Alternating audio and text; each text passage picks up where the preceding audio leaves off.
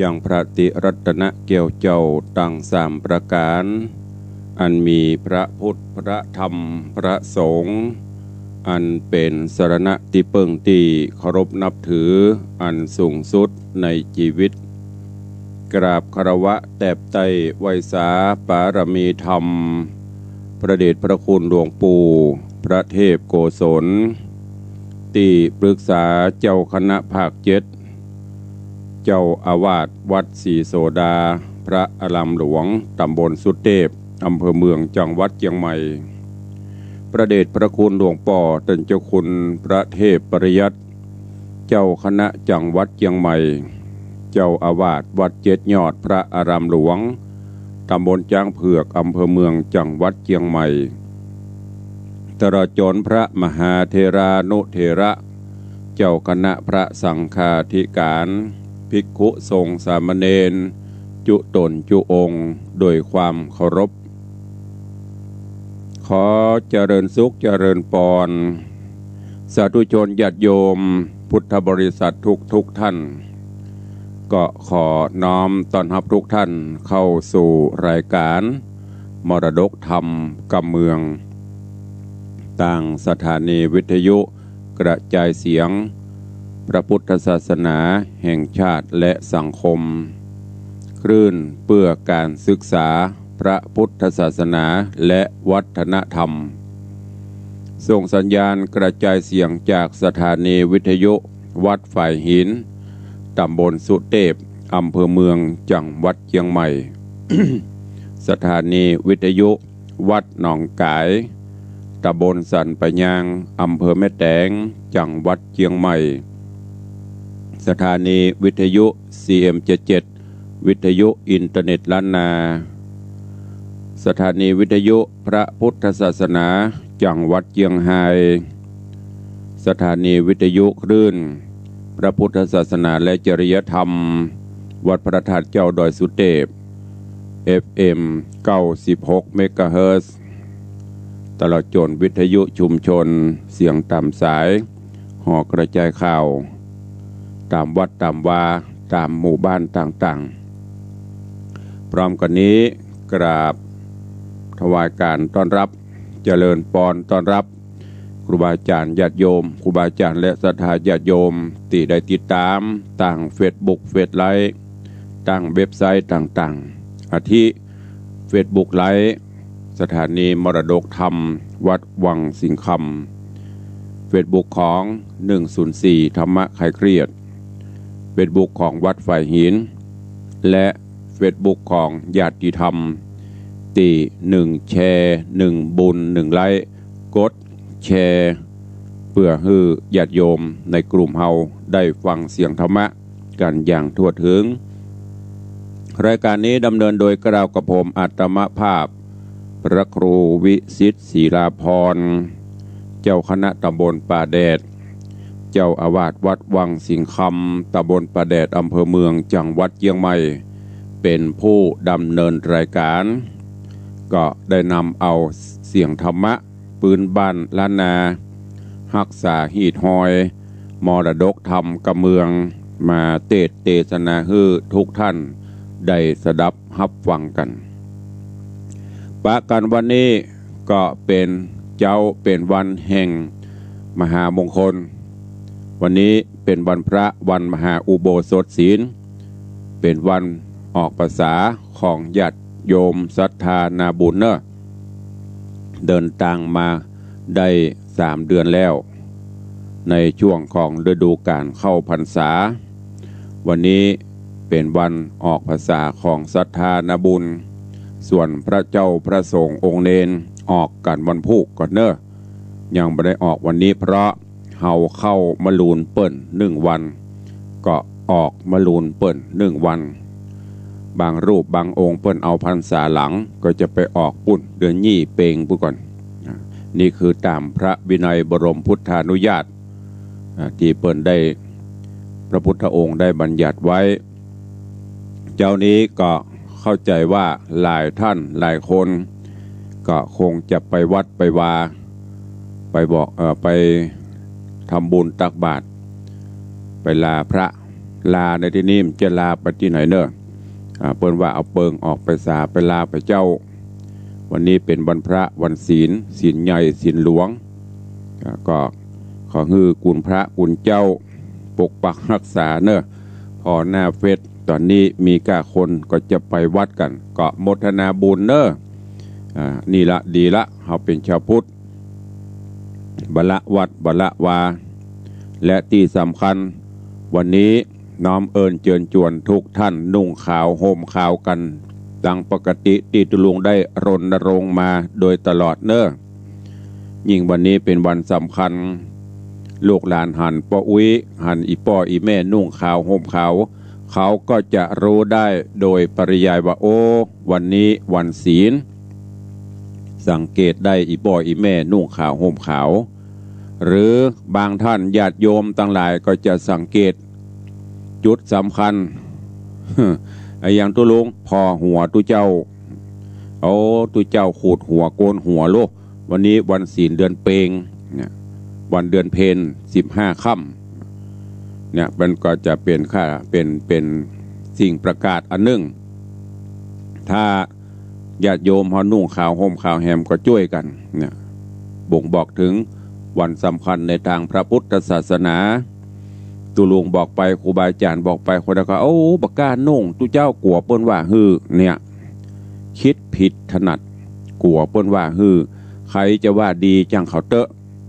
โบราณครูบาอาจารย์เปิ้นว่าดีจังเตอะว่าเซอะจังเขาคะแนนใจเฮาศีลธรรมเตี่ยงมั่นเขาก็คือเขาเฮาก็คือเฮาถ้าจิตใจเฮามั่นคง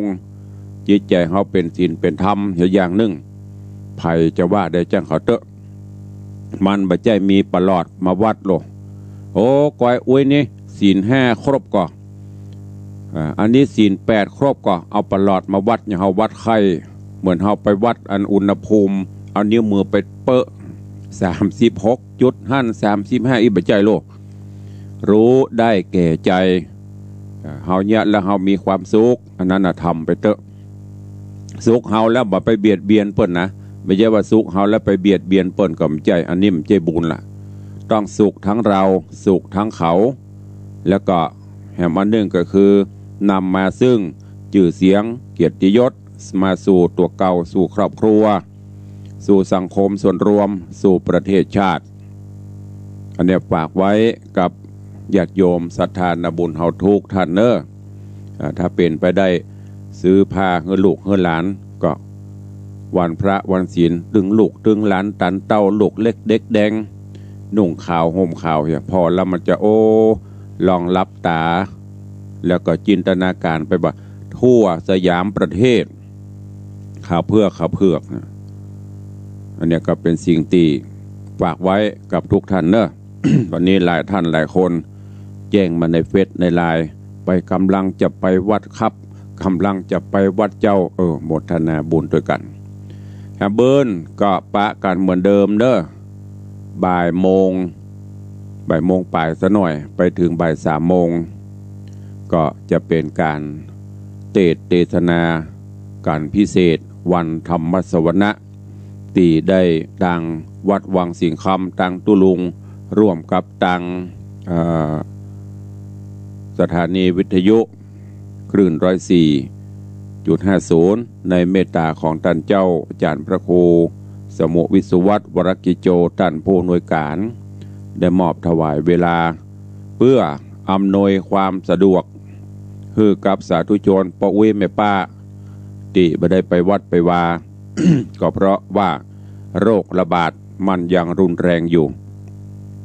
ก็ต้องเปลี่ยนปรับมาฟังกันที่บ้าน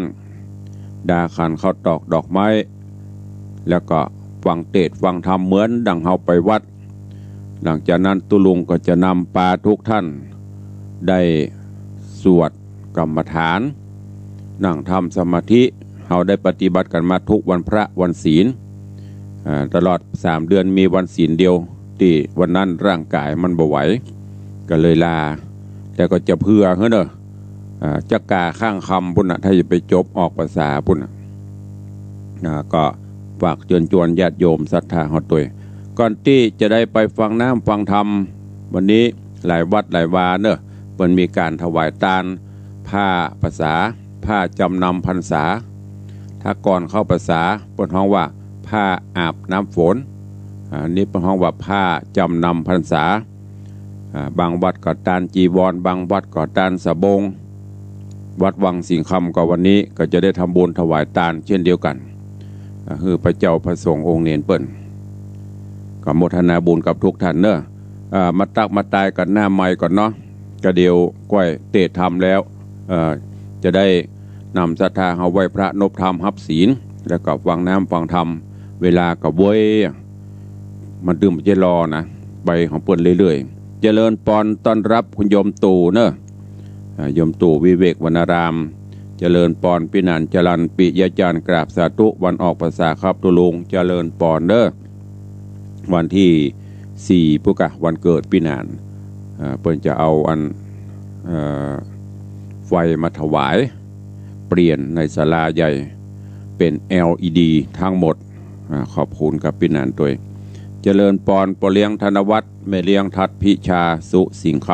ำเจริญถวายการต้อนรับท่านเจ้าสิทธิชัยอินทวโนสาธุกราบไหว้สามันกันเนอตุปียามเจ้าโยมชนจันทร์ซอนคำกราบไหว้สาเจ้าสาธุแล้วก็แหมอันนึงเป็นภาษาอังกฤษอันนี้อะไรอย่างแรงจิตแรงอะไรอย่างตู้เจ้า อ่านบ่ได้เนอะกราบประทานอภัยมันเป็นภาษาอังกฤษจะลัดไปเนอะก็กลัวมันบ่ถูกก็เอาเป็นว่ากราบถวายการต้อนรับท่านเจ้าตัวเองโยมอัมพรกันทมีโยมลักษณะเกตดีกำลังเข้ามาชมโยมปีจงรักมีงานปเลี้ยงแม่เลี้ยงบอกว่ากราบไหว้สาเจ้าวันออกภาษาท่านพระประครูพัฒนาดีเด่นตุลุงในวังเจริญปอนขอบคุณเนอะปเลี้ยงเนอะก็เก่งอะละนอกประเดี๋ยวเนาะพิมพ์ยาวขนาดนอกประเดี๋ยวนะกูเตียนี้อีเดี๋ยวอีหายละเดี๋ยวนี้พิมพ์คล่องแคล่วว่องไวแต่ห้ามไปแต่อื่นเนอะเดี๋ยวไปนั่งตีดแล้วก็ไปพิมพ์อะไรอย่างก็ยาวเดี๋ยวนี้พิมพ์เก่งละของปเลี้ยงไม่เลี้ยงยังไม่เก่งต้องไปเข้าคอร์สเนอะไปเลี้ยงทัดพิชาการปเลี้ยงล่ะพอปเลี้ยงไปงานอย่าว่างมากันนั่งคุยนะไปคุยแกเนอะคุยน้ำไปเด็ดติดนะเจริญปอนพี่ไอ้เน่งไอ้เน่งปกิจนี่จากเชียงไฮ้เจริญปอนท่านนายกเจริญคำยามาเนอะกราบใบสาขอเจริญปอนยำเจ้าแม่ครูเหรียญทองจันทีกำลังเข้ามาโยมทองคำทิบงคำนี้ตักตายกันตั้งหน้าจอหน้าเฟซส่วนมากก็จะไปวัดไปว่ากันเอาละเนาะเวลาล่วงเลยมานักแก่แล้วก็เดี๋ยวจะบัดทันได้ฟังธรรมก็นำปาสาธุชนญาติโยมเฮาเข้าเฝ้ากลั่นจิตกลั่นใจให้ใสสะอาดแล้วเข้าเฝ้าองค์พระผู้มีพระภาคเจ้าด้วยการไหว้พระและก็จะได้สมทานศีลฟังน้ำฟังธรรมปกควันเกเวลาได้จะได้มาตักตายกันต่างหน้าใหม่เป็นลำดับไปณโอกาสบัดนี้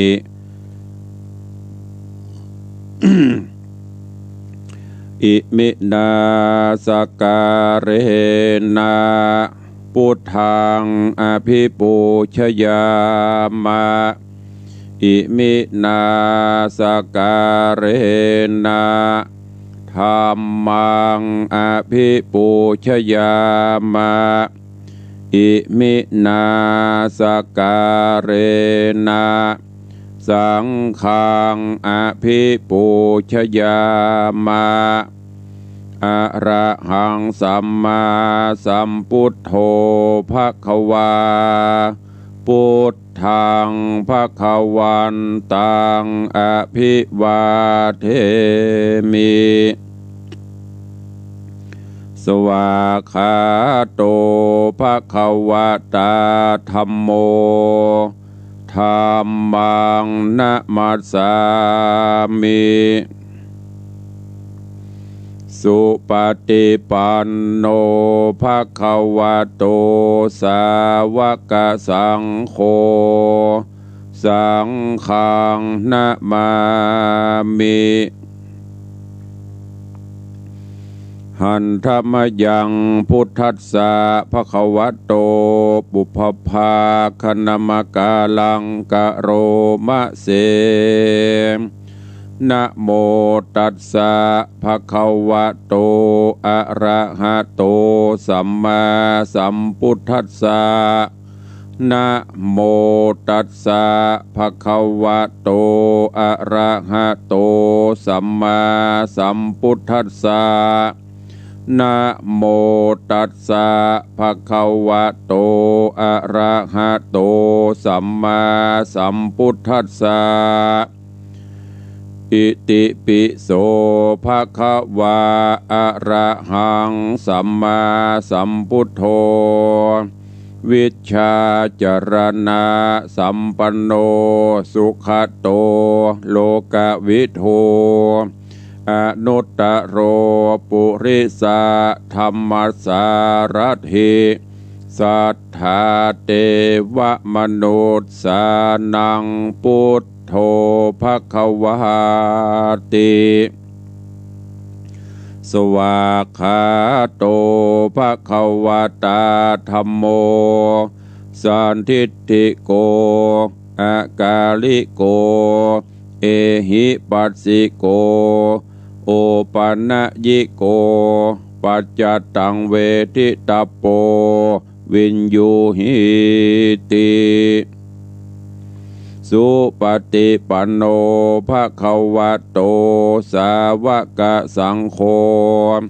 อุชุปฏิปันโนภะคะวะโตสาวกสังโฆญาญาปฏิปันโนภะคะวะโตสาวกสังโฆสามีจิปฏิปันโนภะคะวะโตสาวกสังโฆยะทิทางจัตตาริปุริสายุคานิอัฏฐาปุริสาปุคคลาเอสะภะคะวะโตสาวกสังโฆอาหุนยโย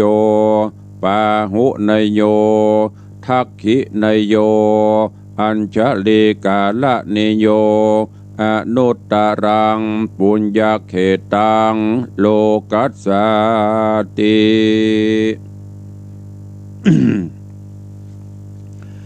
ได้นำปาสาธุชนปอออกไม่ออกศรัทธาติ่นจองห้องวัดเข้าเฝ้าองค์พระผู้มีพระภาคเจ้าโดยการไหว้พระเป็นที่เรียบร้อยต่อนนี้ไปกลั่นจิตกลั่นใจให้ใสสะอาดตั้งจิตตั้งใจสมาทานรับศีลเนอ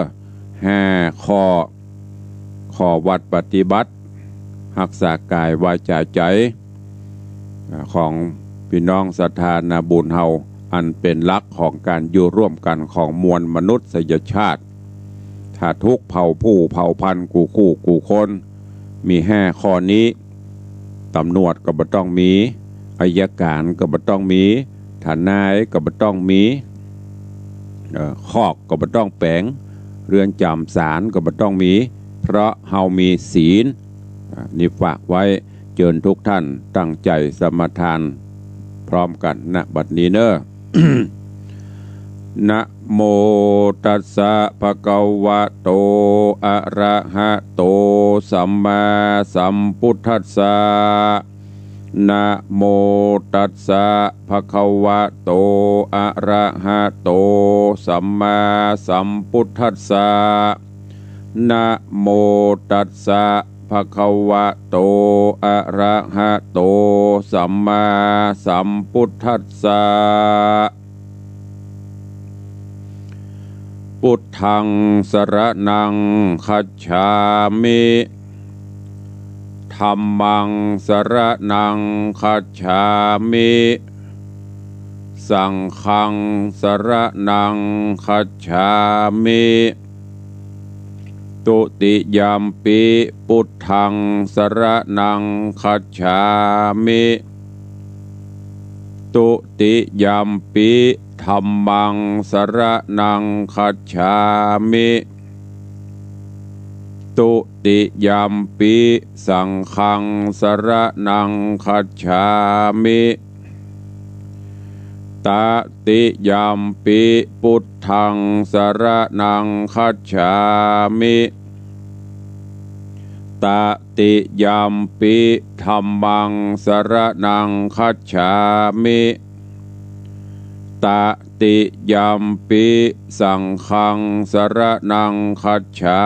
มิปานาติปาตาเวระมณีสิกขาปตังสมาติยามิอตินนาตานาเวระมณีสิกขาปตังสมาติยามิกาเมสุมิจฉาจาราเวระมณีสิกขาปตังสมาติยามิโมสาวาตาเว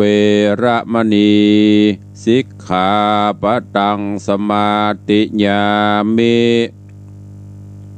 สุราเมรยะมัชฌัปปมาทัฏฐานาเวระมณีสิกขาปตังสมาติยามิอิมานิปัญจสิกขาปตานิสีเลนะสุขติงยันติสีเลนะโภคะสัมปทาสีเลนะนิพุติงยันติตัสมาสีลังวิโสทะเย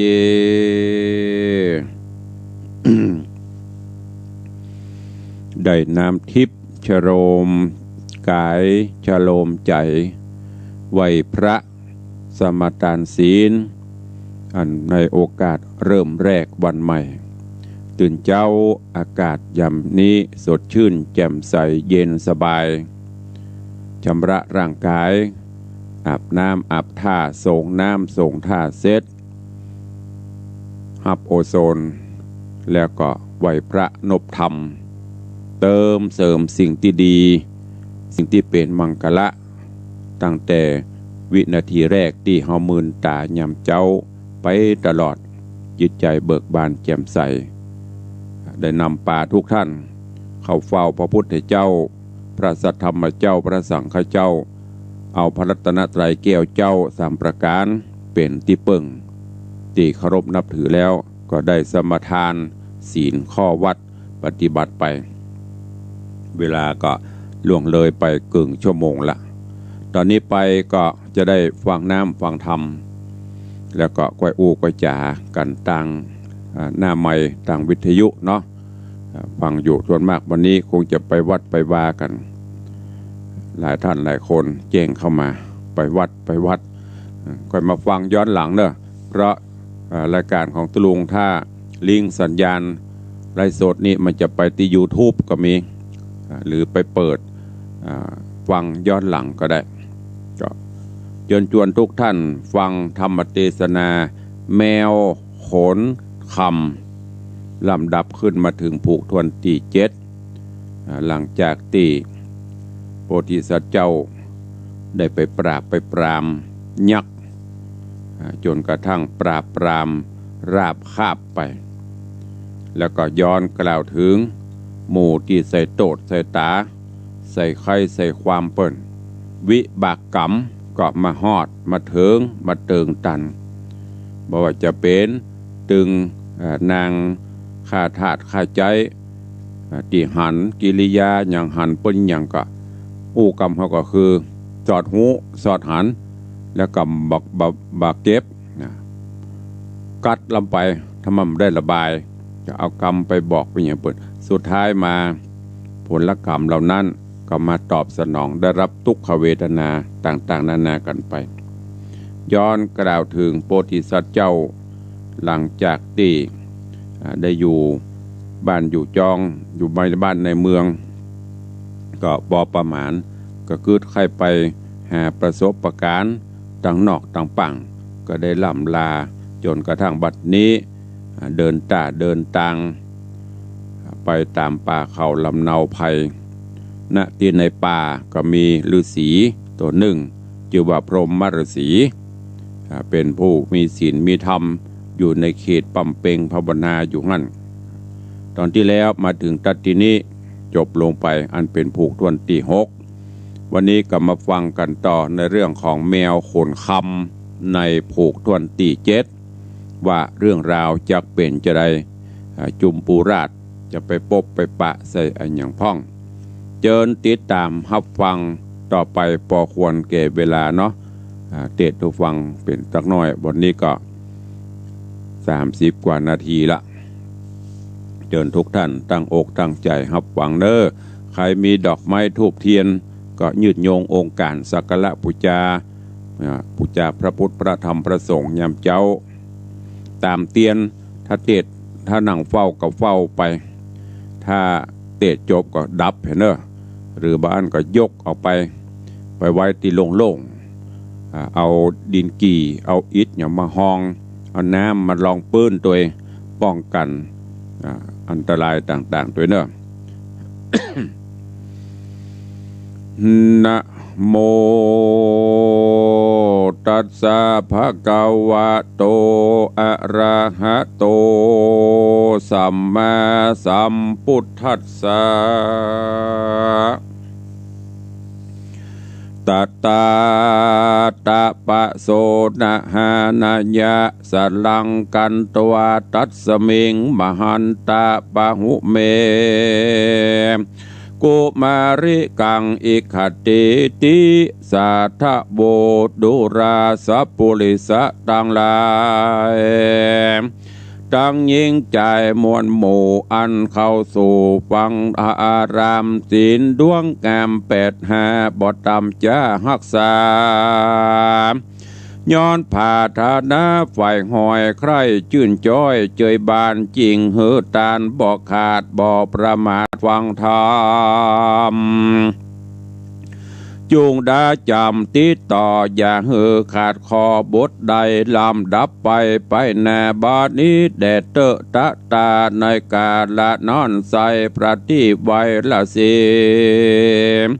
การเติงยามดีอาบน้ำจำลาพรำกัญญาก็รีบไกลกลาไปสู่ยังที่อยู่โบกรณีหานบัวมีดอกใหญ่พงเกิดใหญ่มีมามีกันทารดเราหอมตัวเต้าโด่งพรายอันละสีหอมตัวเต่าดงไพรอินยินสงสัยใครหูจริงเข้าไปสู่ดวงดอกกับออกเล็งดูก็หันบนจูดเด็กน้อยงามซอยร้อยเป็นหญิงรูปเป่าปิงพาเสดเมตตาเกิดในตนรีบเรโรนบ่จ้าอุ้มนอนลาบุญมีจากโบกกรณีไปสู่ยังที่อยู่ศาลาตาภาษาผู้เฒ่าจริงน้อมเกลาอธิษฐานบำเพ็ญสมปานจัดก่อนอันนางน้อยอ่อนบุญนำได้กระทำก่อสร้างบ่องห่างล้างหายนีขอน้ำนมมีหลังย้อยจากนิ้วก้อยเดียวไปการเจ้าศีลใสผู้เฒ่าได้บอกเราอธิษฐานน้ำนมหวานหลายแหล่ก็พุ่งเข้าปากเด็กน้อยจียอดซอยบุญใหญ่จริงแปลงชื่อใส่แถมสะเลว่ากุมาลีนอดเดางามบ่อเศร้าอาสะมาลาว่าอันเดวเหตุนางเกียวบังเกิดในดอกบัวเลิศดวงใส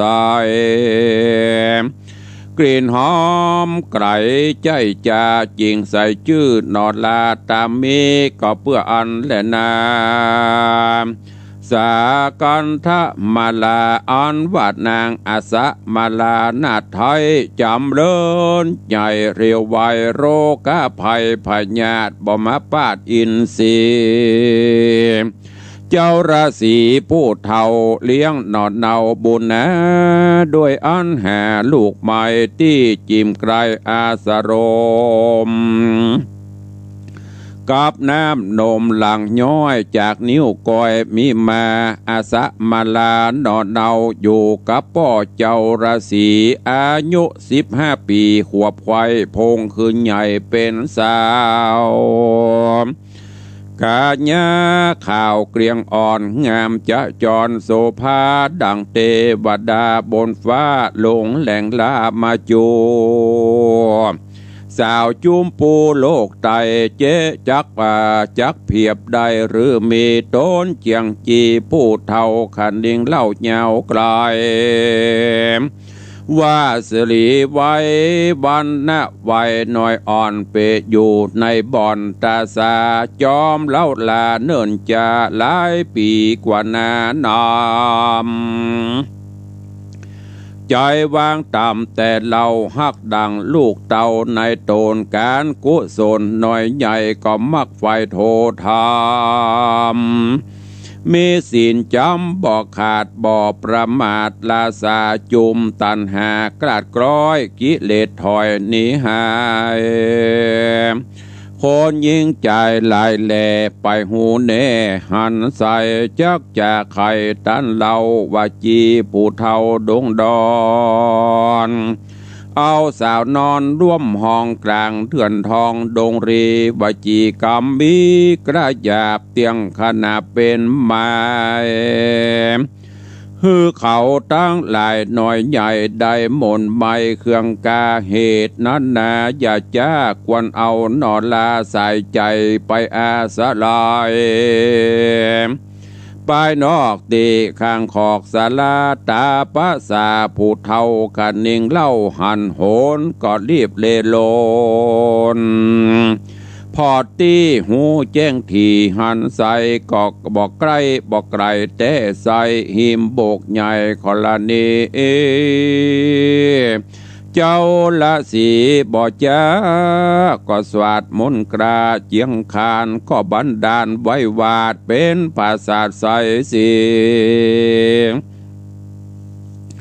ภายในมีเครื่องใจพร้อมเสียงควายจุอันจีโด่งตันผู้เท่าก็หือนางนอนเนาบุญนา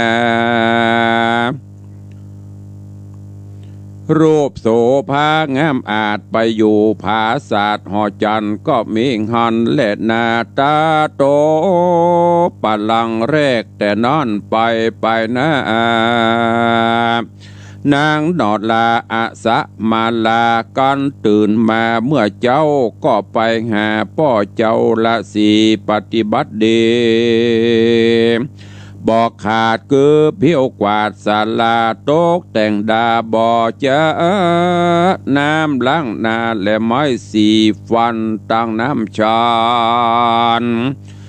น้ำใจหาลูกไม้หัวมันมีอะนันหลายแหล่เต็มจุแง่ดงรีถวายละสีเป็นเจ้าชั้นต่างเข้าย้ำงา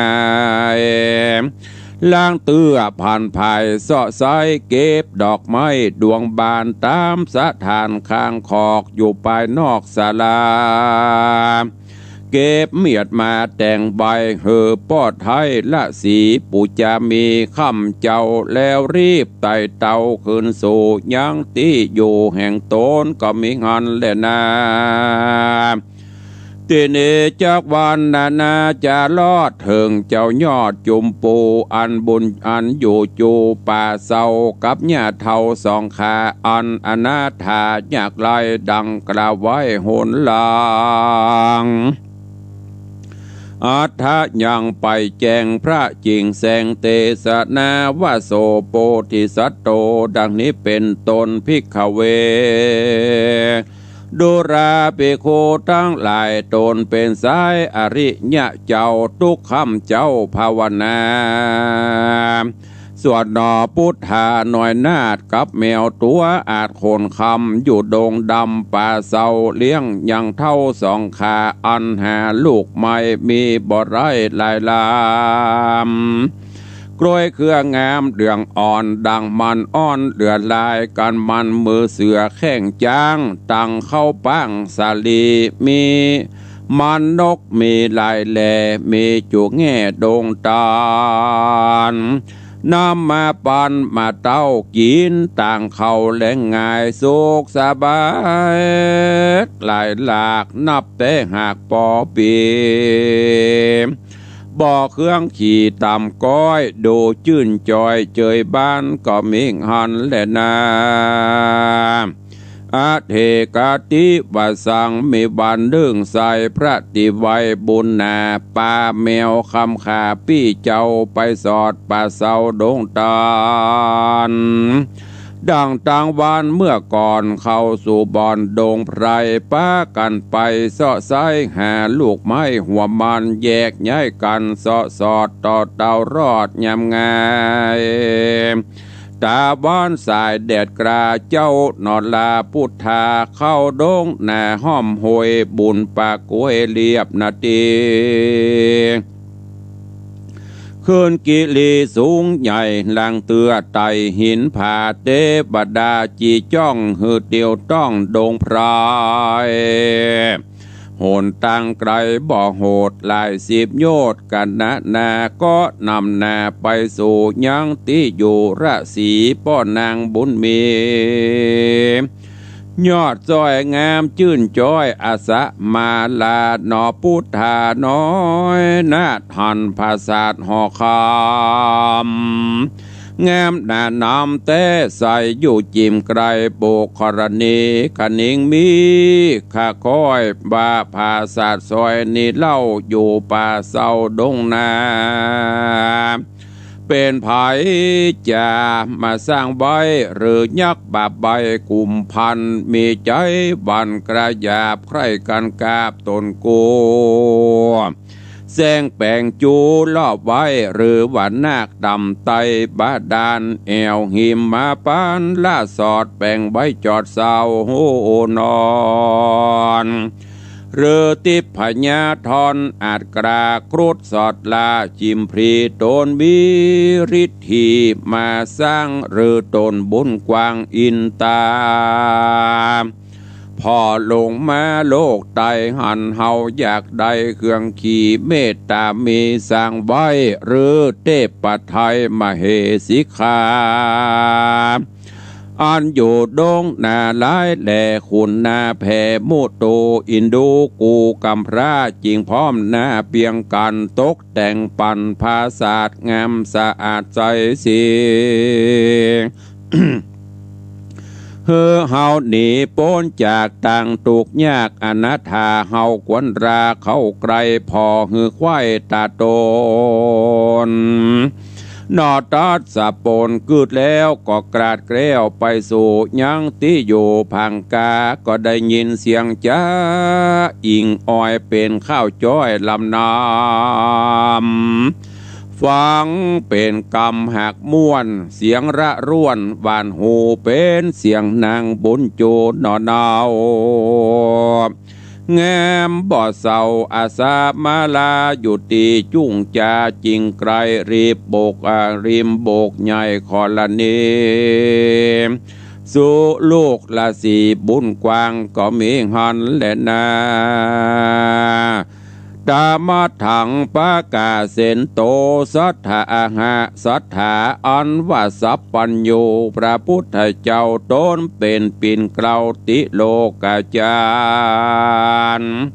ใครเนตานไปแจงพระจิงแสงเตสนาวาตังสุตวามหาสัตโตติปวราเนสีสัตตารัมมณิยากาจิโตติสวาอากัตตวาสาลายังอันโตโหมหาสัตตังอภิรูปังจิตตัง มะทากินีจุมปูไอยะลากะมหารูปังเตวัญญะดังนี้เป็นตนภิกขเวดุราภิกขุเจ้าตั้งหลายตนเป็นสายอริยะเจ้าทุกค่ำเจ้าภาวนาตังสุตวามหาสัตโตอันว่ามหาสัตเจ้าจุมปุราชหันปราสาทหอกวางยินเสียงนางยอดซอย จ๋าจ้อยข้าวซอฟังกำปอม่วนลำอยู่หิมน้ำโบกคลนีมีสั่งกามีแต่เล่าว่านางนอนเนานี่นาบ่ล่างเป็นยักษ์ขาพรายเพศทะแลงเป็ดเป็นคนใครกินต้นกาบกว่าหรือว่านางฟ้าเทวดาเอวมนุษย์สาโลกไตไปตันใดคืนสู่ยังที่อยู่เมืองบนหรือว่าคนโลกละใจอาจกระอาดนาลานานำมีเงินคำบ่ไรบ่หัวใจอันใดแปลงภาษาใส่แก้วกูลีตนอยู่ดงเรีนอมุนีหน่อยนาดขานิงขวาดในใจว่าเป็นสันใดก็เดวอันว่านางเกี้ยวยิงรามจากวันถามเพื่อรู้เหตุว่าอันก็มีหันแหละนานิทิตังขีญาสังวันนาวิเศษจาห้องเหตุธรรมเทศนาแมวคนคำลำดับมาถึงผูกทวนที่7ตอนที่1ก็บังโกโอมโสมเดชสะเดชพระธรรมเทศนาเรื่องแมวโขนคำลำดับลำดามาถึงผูกทวนที่7จบปริปุณนั่งลงไปซึ่งตอนนี้ต่างปอฤาษีก็ได้เก็บเอาธิดามาเลี้ยงอาสะมาลาเปิ้นใส่จื่อไว้และในตอนนี้ต่างจุมปูราชกับแมวโขนคำกำลังเดินด้านโดนไปพบไปปะใส่ปันณศาลาของอาสะมาลากำลังจะจะตักตอถามกันที่มาที่ไปพอเวลาก็จะหมดลงแล้วขอโป่งวางไว้ก่อนก่อยติดตามฟังกันต่อไปเนอะตุลุงก็พยายามเอามาเทศนาให้ทุกท่านได้สดับรับฟังกันโอกาสวันนี้เป็นวันพระวันศีลวันมหาปวารณาออกภาษาของญาติโยมศรัทธาหลายท่านหลายคนไปวัดไปวาไปสำบุญตักบาตรกันเนอะก็ไปวัดก็จะไปละไปลืมพกพาสิ่งป้องกันนั่นก็คือเจลล้างมือแอลกอฮอล์หรือใส่แมสใส่หน้ากากตัวเนอะจะไปละไปลืมเตื้อแต่ว่าพอข่าวยังใหม่ก็น่าตกกระจายพรวดขึ้นมา300ป่ายแล้วก็ทราบข่าวว่ากาดหลวงกาดบรรสกาดเมืองใหม่กาดสปะวกาดกำลังปิดลงเนอะเพราะว่ามันเป็นคัตเตอร์ใหญ่คนตายตีหลายตังไปเนาะติดกันคนก็ไปเป็นหมู่ลามปามไปหมดนะประเดี๋ยวโอมก่อยดอยเต่าก็เข้าอยู่เวียงแหงก็ไปอยู่นะตามท่านทำลายที่บนแจ้งนั่นนะและโดยเฉพาะตำเวียงนี่โอ้น่าเป็นห่วงเหมือนกันเนอะอันลอยกระทงปีนี้จักเป็นจะใดขอพัฒนาให้มันลดลงอากาศก็กำลังดีเปิ้นกำลังเปิดบ้านเปิดเมืองมาแหมเหมาะก็ภัยยังไม่ได้ฉีดยาก็ไปฉีดเถอะเนอะจะไปกลัวลำไปเปิ้นไปฉีดก็ไปฉีดเดี๋ยวเป็นการป้องกันเพราะโรคนี้ยังจะอยู่ไปอีกนานแสนนานไปง่ายๆเตื้อสวดมนต์ไล่ก็ได้นี่ใหญ่ก็ได้มันยังไปเถอะเนอะด้วยความเป็นห่วงเนอะก็วันนี้ก็ขอก่อนที่เราจะได้อุจานามัยก็ตักตายทางหน้าจอแห่งกรรมเนาะท่านเจ้าสิทธิชัยอยู่กำลังฟังโยมปีตาวดอยสุเทพวันนี้มาฟังน้ำฟังธรรมสาธุอนุโมทนาเนอะก็ในวันอาทิตย์ที่14เนอะญาติโยมทั้งหลายมีโอกาสก็เจริญปอนได้มาร่วมโมทนาสาธุในการทำบุญตอดกฐินสามัคคี พื่อสมทบทุนในการก่อสร้างกุฏิสงฆ์โฮงหลวงของวัดวังสิงคำเนอะท่านผู้ใดจะได้จะให้จะห้อมก็ตามกุศลและจิตเจตนาศรัทธาได้ตลอดจนหลายวัดหลายวาที่เปิ่นมีการทำบุญตั้งแต่วันพรุ่งนี้เป็นต้นไปเข้าสู่โหมดได้เข้าสู่โหมดตอดกฐินนะทุกวัดหลายวัดหลายวาบางที่ก็มีเจ้าภาพบางที่ก็เป็นกฐินสามัคคีร่วมแรงร่วมใจกันก็ขอน้อมเอิญเชิญชวนทุกท่านตัวที่วัดฝ่ายหินวัดฝ่ายหินก็มีการตอดกฐินในวันเสาร์ที่30ตุลาคมนี้เนอะตั้งแต่เวลาบ่าย2 โมง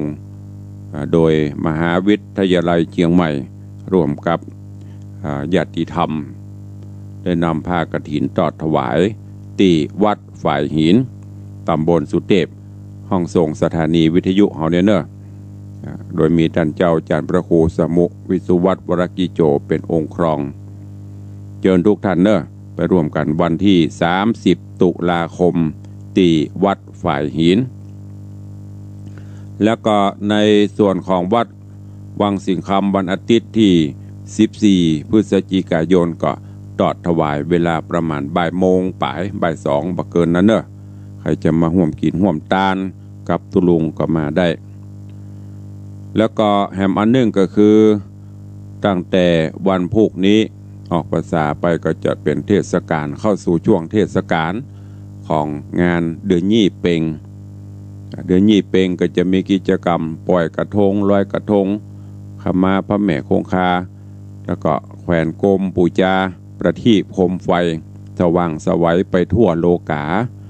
การนี้ก็เจริญปอนเจิญทุกท่านเนอะท่านผู้ใด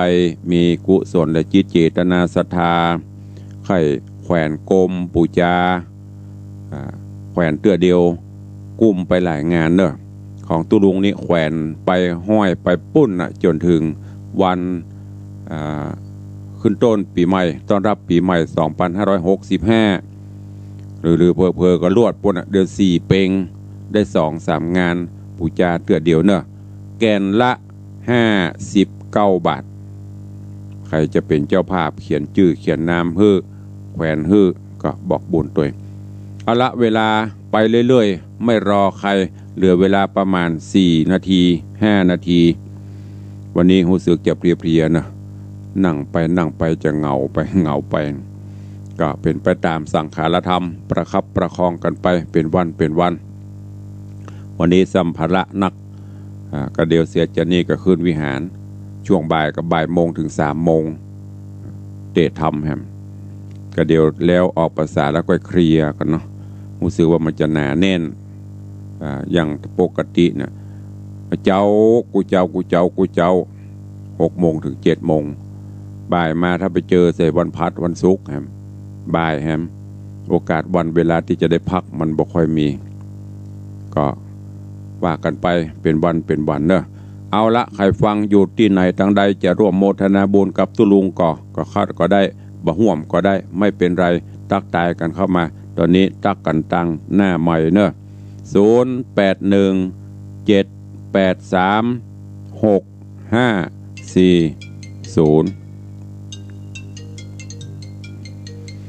เจริญปอน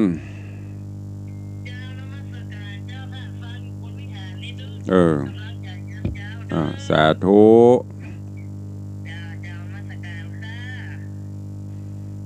เจริญปอนปอเลี้ยงเข้ามาใหม่081783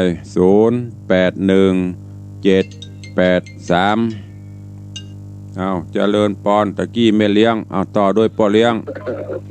จะไม่สาครับวันนี้ออกพรรษาแล้วใจดีแล้วครับใจดีครูบาท่านเจ้าครับรักษาสุขภาพด้วยเนออนุโมทนาการแล้วไหว้สาครับเอฟซีผู้คนด้วยเนอดีมีสุขเนอออกพรรษาแล้วสาธุพ่อเลี้ยงแม่เลี้ยงมาอวยพรอยู่ดีมีสุข หมดทุกข์หมดโศกโรคภัยออกไปโดยภาษาเหมือนกันกู้คนเด้อบ่เคยได้เจ็บบ่เคยได้เป็นขอให้โควิดกลับไปเห็นเด้อออกภาษาละไปก่อยๆไปโดยภาษาบ่เด้อจะไปปิกมาแหมบ้านจองมนุษย์เพิ่นจะได้กาได้ขายเศรษฐกิจจะได้ปิกได้ดีขึ้นมาเอา0817836540ใครฟังอยู่ที่ไหนทางใดเข้ามาวันนี้เปิดเฮลเนอร์รอยไถแปรฝากไปถึงเด็กหญิงจันดีแห่งเจดีย์แม่ครัวโลกนี้คือโรงละครฝากไปถึงเด็กหญิงจันคำแสงบุญขอมัตวาเปิดเฮละวันนี้มีก็พ่อเลี้ยงกับแม่เลี้ยงตะกันเนี่ยฟังตุลุงตึงวันมันน่ะสู่เจ้าเข้าไปไหนที่ไหนกันหมดดักปิงบินบ่อยไปวัดเกินตึงหมดอีใจกาฟังก็ทำระวังเด้อเหลือเวลาอีก166วันเหลือเวลาอีก166วันตามที่ทราบข่าวมาข่าวอัญญตุลุงสู่เจ้าทั้งหลายจะได้ฟังวิทยุอีก166วันแล้วเปิ้นจะยุติการกระจายเสียงปิดสถานีทั้งหมดเนี่ยสาเหตุก็คือไม่ติดต่อไม่มีประโยชน์นะไม่มีใครฟังเจริญปอนแม่จันดีฝากภาษาลาพระเจ้าแล้วเนาะจะไปลาทุเจ้าเนอะออกภาษาบ่ได้ห้ามลาไม่ลาว่าเอาเปิงเนาะแต่ทุเจ้าถ้าจะลาขอบคุณนักเจ้าสาธุร้อยไถแปรแถม2เพลงตื่นเติดตามใบสาธุอนุโมทนาเด้อบุญรักษาขอนมัสการเจ้าคุณแม่จันดีบิสุทธิ์ที่นั่นแหม166มาถึงแล้วกะแหม160อีกมาตราเปิดห้องกฎหมายกำลังจะออกมาวิทยุก็จะเป็นตำนานไปแล้วตัวลุงก็จะได้ลาญาติโยมศรัทธาก็จะได้ลาวิทยุก็จะเป็นพิพิธภัณฑ์ตัวลุงมาได้ฟังธรรมไม่ต้องจมเนอะขนาดโทรขอกำลังใจใครฟังอยู่ที่ไหนโทรมาหน่อยถ้ามีมันเป็นผลประโยชน์ของทุกท่านทุกคนเวลารายการแต่ละตังแต่ละคนลุบลับโละละมาได้ไปเป็นข้ออ้างไงเวลาเพิ่นจะสั่งปิดอย่างเนี้ยเฮาได้โอ้นี่รอคนเพิ่นฟังโละอันนี้เฮาอย่าไปอ้างน้องเปิดแล้วใครโทรมาพ่องดักปิง ได้ยินข่าวจากท่านเจ้าพระครูอภิวัฒนวิกรมนี่เพิ่นจะติดตามข่าวสารผู้อำนวยการทุกสถานีตามกฎหมายต่อไปนะที่ตุลุงบอกไปก่อนนะจะมีโอกาสได้ฟังกันแถมประมาณ100 กว่าวันเนอะถึงเวลาก็ทำบุญ100 วันครบรอบ100 วันก็ไปต่างคนต่างไปตุลุงก็จะได้พักละนี่ฝากไว้กับทุกท่านเนอะโปรดติดตามตอนต่อไปเอาไผ่นี่ว่าฟังอยู่ที่ไหนตั้งใดสาธุอนุโมทนาวันนี้ข้าเจ้าว่าอยู่ที่บ้านเนี่ยเพราะว่าวันนี้เจ้าโดนหมอฉีดยาสาธุบุญปักษาปันหอมปันหายเด้อจะเลินปอนสาธุสาธุอนุโมทนาเวลาหมดเวลานำรายการจากทุกท่านไปก่อนเด้อทางจากทางหน้าจอหน้าเฟซหน้าไมค์จากสถานีวิทยุวันนี้เวลาหมดเวลาจากลากันไปก่อนปะกันใหม่วันต่อไปให้เบินมาตอนบ่ายโมงป่ายถึงบ่าย3 โมงปะกันอีกรอบ1เนอะถ้าบักก่ายบ่เบื่อกันเต้อนะเบินปะกันแหมรอบ1ในรายการพิเศษโอกาสวันธรรมสวนะวันพระวันศีลในช่วงภาษาแล้วก็ จะได้ร้อนละนกยุงตั้งหลังฉากนี่จะได้บินละตั้งโชว์วันนี้3 เดือนละอันนี้เป็นการเทศการทำตลอดพรรษาของพ่อเลี้ยงธนวัฒน์แม่เลี้ยงทัดพิชาสุสิงห์คำเป็นเจ้ามูลราชธาถวายการเทศการทำตุลุงตลอดพรรษา50,000 บาทท้วนแล้วก็จะไปถวายกาไฟฟ้าบำรุงสถานีของวัดฝ่ายหินแถม10,000 บาทถวายส่วนตัวดีเจ ดีเจรูปหล่อท่านพระครูสมุวิศวัตวรกิโจต่างปอเลียงบอกว่าอินดูเปิ้นควบคุมการกระจายเสียงตลอดเวลาจะถวายส่วนตัวแถม10,000 บาทเนอะนี่ลวดแจ้งให้ฟังอย่าวันนี้วันออกภาษาเต็มไปเตือนวันนี้แหม2-3 วันพวกจะปาปอเลียงไปตัวของตุลุงก็จะได้ละจ้องมหาบรรดากับเบรตีสักเตื้อแต่ว่าทำนิเทศเขาอยู่เนอะมันจะว่าเปิดยอดปนละเอาอย่างก็ ประเทศมันด้วยนะเอาจนจักกาข้างคำจบหมดนะตลอดภาษานี้เนอะเอาละอู้ไปเวลาเลยประมาณ3 นาทีแล้วขอนำรายการจากทุกท่านไปก่อนเนอะวันนี้ออกภาษาก็ขอคือโรคภัยไข้เจ็บอุบัติเหตุเพศภัยเปียทิโลกาสิ่งอัปมงคลชั่วร้ายต่างๆโรคพี่โควิดขอให้ออกไปด้วยไปตัวภาษาเฮเนอร์ขอให้ญาติโยมศรัทธาอยู่ดีมีสุขหิปันมาหาปันได้ธุรกิจเศรษฐกิจกิจการใดๆที่กระทำอยู่ก็ขอให้เจริญการกุ้งรุ่งเรืองเหมือน